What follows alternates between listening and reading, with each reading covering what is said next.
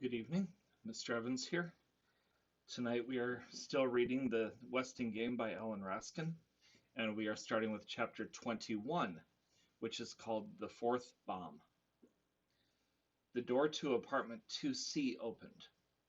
Flora Baumbach screamed, and Turtle flung herself on the pile of money they had been counting. It was Theo, not the thief. "Can I borrow your bike for a few hours? It's very important." Theo was not a runner like Doug, who was fuming about his being so late. He needed the bicycle to follow Otis Amber right now.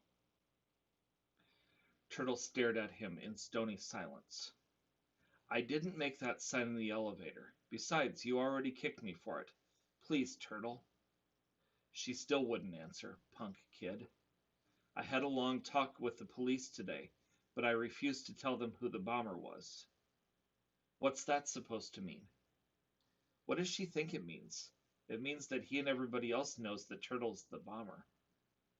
"Never mind. Can I have your bike or not?" "Why do you want it?" Theo ground his teeth. "Take it easy. Anger won't help any more than blackmail did. Try being a good guy." "I saw Angela in the hospital today. She sends her regards." "What's that supposed to mean?" "You let me have that bike, Turtle Wexler, or else." Turtle did not have to ask what "or else" meant. Police, bomber, Angela. But how did Theo find out? "Here." She threw the padlock key across the room, and had waited for him to rush out before she let go of the money. "He's such a nice boy," Flora Baumbach remarked. "Sure," Turtle replied, dialing the telephone number of the hospital. "Angela Wexler, room 325. "Room 325 is not accepting any calls." Turtle hung up the phone. If Theo knew, others knew. Angela had set off those fireworks wanting to get caught, but it was different now. Now she was confused. Now she was just plain scared. They could force a confession out of her in no time. The guilt was right there staring out of those big blue eyes. Maybe they're questioning her now. "Baba, I'm not feeling so good. I think I'll go home to bed." Weaving through rush hour traffic on Turtle's bike, Theo trailed the bus to a seamy downtown district across the railroad tracks where Crow and Otis got off. Skid Row.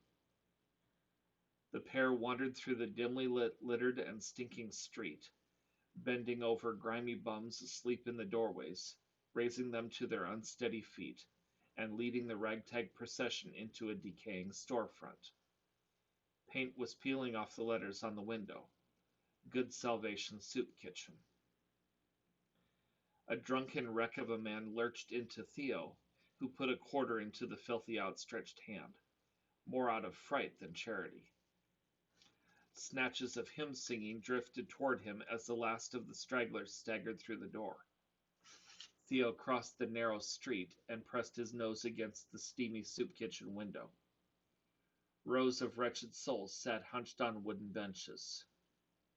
Crow stood before them in her neat black dress, her hands raised toward the crumbling ceiling. Behind her, Otis Amber stirred a boiling mess in a big iron pot. Theo pedaled back to Sunset Towers at a furious pace.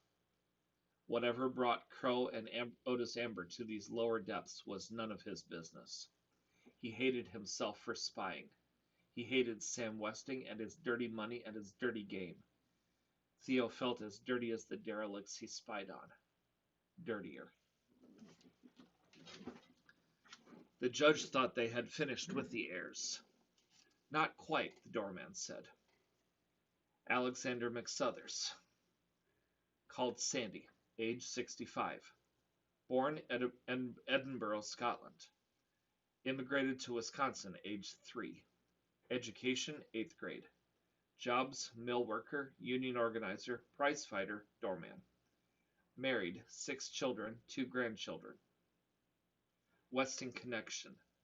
Worked in Westing paper plant 20 years. Fired by Sam Westing himself for trying to organize the workers. No pension." Sandy turned to a blank page, pushed his taped glasses up the broken bridge of his nose, and looked at the judge. Name? It had not seemed sporting to investigate one's own partner, but McSuthers was right. This was a Westing game. Of course, she had kept some facts from him about the other heirs, but only because she did not trust his blabbering. Josie Joe Ford, with a hyphen between Josie and Joe. Age? 42. Education? Columbia. Law degree? Harvard. The judge waited for the doorman to enter the information in his slow, cramped lettering. He had to be meticulous in order to prove he was better than his 8th grade education. It's a pity he had not gone further. He was quite a clever man. Jobs? Assistant District Attorney, Judge, Family Court, State Supreme Court, Appellate Division. Appellate has 2 P's and 2 L's. Never married, no children. Westing connection? The judge paused, then spoke so rapidly Sandy had to stop taking notes. My mother was a servant in the Westing household. My father worked for the railroad and was the gardener on his days off. The judge paused, then spoke so rapidly Sandy had to stop taking notes. My mother was a servant in the Westing household. My father worked for the railroad and was the gardener on his days off. You mean you lived in the Westing house? Sandy asked with obvious surprise. You knew the Westings? I barely saw Mrs. Westing. Violet was a few years younger than I, doll-like and delicate. She was not allowed to play with the other children, especially the skinny, long-legged black daughter of the servants. Gee, you must have been lonely, Judge, having nobody to play with. I played with Sam Westing. Chess. Hour after hour I sat staring down at that chessboard. He lectured me, he insulted me, and he won every game. The judge thought of their last game. She had been so excited about taking his queen, only to have the master checkmate her in the next move. Sam Westing had deliberately sacrificed his queen, and she had fallen for it. Stupid child, you can't have a brain in that frizzy head to make a move like that. Those were the last words he ever said to her. The judge continued. I was sent to boarding school when I was 12. My parents visited me at school when they could, but I never set foot in the Westing house again, not until 2 weeks ago. Your folks must have worked really hard, Sandy said. An education like that costs a fortune. Sam Westing paid for my education. He saw that I was accepted into the best schools, probably arranged for my first job. Perhaps more, I don't know. That's the first decent thing I've heard about the old man. Hardly decent, Mr. McSuthers. It was to Sam Westing's advantage to have a judge in his debt. Needless to say, I have excused myself from every case remotely connected with Westing affairs. You're awfully hard on yourself, Judge, and on him. Maybe Westing paid for your education because you were smart and needy, and you did all the rest by yourself. This is getting us nowhere, Mr. McSuthers. Just write Westing Connection, Education Financed by Sam Westing. Debt never repaid. Theo, upset over his Skid Row snooping, took out his anger on the up button, poking it, jabbing it, until the elevator finally made its way down to the lobby. Slowly the door slid open. He stared down at the sparking, sputtering arsenal, yelled and belly flopped to the carpet as rockets whizzed out of the elevator, inches above his head. Boom, boom! A blinding flash of white fire streaked through the lobby, through the open entrance door, and burst into a chrysanthemum of color in the night sky. Then the elevator door closed. The bomber had made one mistake. The last rocket blasted off when the elevator returned to the 3rd floor. Boom! By the time the bomb squad reached the scene, by way of the stairs, the smoke had cleared, but the young girl was still huddled on the hallway floor, tears streaming down her turtle-like face. For heaven's sake, say something, her mother said. Tell me where it hurts. The pain was too great to be put into words. 5 inches of Turtle's braid were badly singed. Grace Wexler attacked the policeman. Nothing but a childish prank, you said. Some childish prank, both my children cruelly injured, almost killed. Maybe now you'll do something, now that it's too late.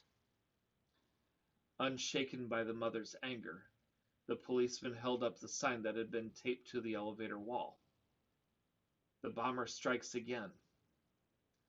On the reverse side was a handwritten composition, How I Spent My Summer Vacation by Turtle Wexler.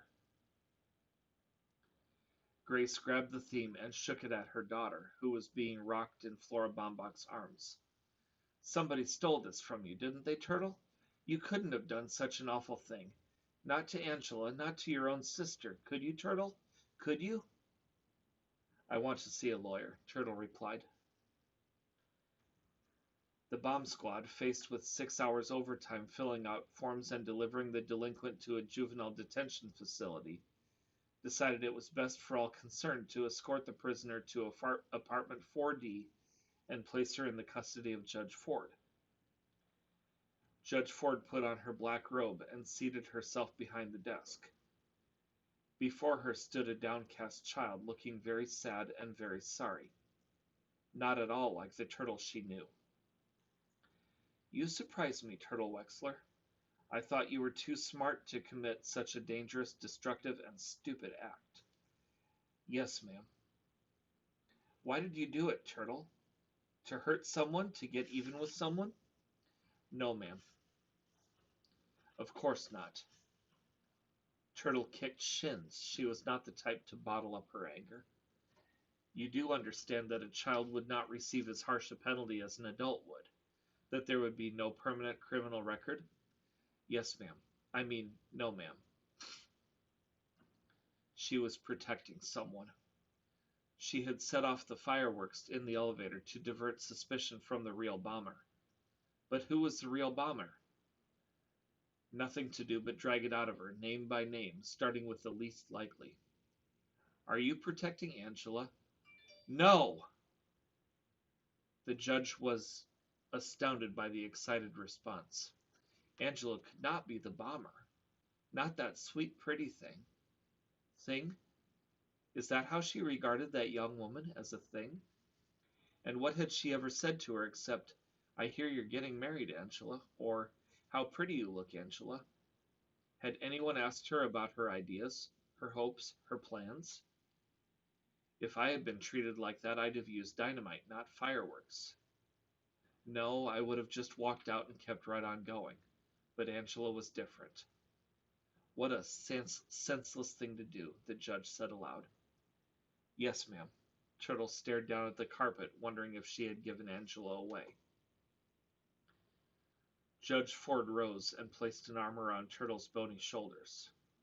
She had never wished for a sister until this moment. Turtle, will you give me your word that you will never play with fireworks again? Yes, ma'am. While we're at it, do you have anything else to confess? Yes, ma'am. I was in the Westing house the night Mr. Westing died. Good Lord, child, sit down and tell me. Turtle began with the Purple Wave story, went on to the whisperings, the bedded down corpse, the dropped peanut butter and jelly sandwiches, and her mother's cross, and ended with the $24 she had won. Did either you or Doug Who call the police? No, ma'am, we were too scared. We just ran. Is that a crime? The judge said it was a criminal offense to conceal a murder. But Mr. Westing didn't look murdered, Turtle argued. He looked asleep like he did in the coffin. He looked like a wax dummy. A wax dummy? Now Turtle was the one surprised by the excited response. The judge thinks it might have been a real wax dummy, not a corpse at all. Then what happened to Sam Westing? The judge regained her composure. Not reporting a dead body is a violation of the health code, but I wouldn't worry about it. Is there anything else, Turtle? Yes, ma'am, Turtle replied, glancing at the portable bar. Could I have a little bourbon? What? Just a little. On a piece of cotton to put in my cavity. My tooth hurts something awful. Relieved at not having a juvenile alcoholic on her hands, Judge Ford prepared the home remedy. Is that better? Good. You may go home now. Home meant going to Baba. Baba loved her no matter what, and Turtle didn't care if the others thought she was the bomber, except Sandy. He was walking toward her right now, walking his bouncy walk, but not smiling. Sandy is disappointed in her. He thinks she hurt her own sister. He doesn't want to be friends anymore. How's my girl? Sandy said, cupping his hand under her chin and lifting her head. Phew, hitting the bottle again? It's just bourbon on cotton for my toothache. Yeah, I've heard that one before. Honest, Sandy. Turtle was pointing inside her wide-open mouth. The doorman peered in. Wow, that's some cavity. It looks like the Grand Canyon. Tomorrow morning you're going to my dentist. No back talk. He's very gentle. You won't feel a thing. Promise you'll go? Turtle nodded. Sandy smiled. Good, then down to business. My wife's having a birthday tomorrow. I thought one of your gorgeous striped candles would make a swell present. There's only one candle left, Turtle replied. It's the best of the lot. 6 super colors. I spent a lot of time making it. That's why I wouldn't part with it.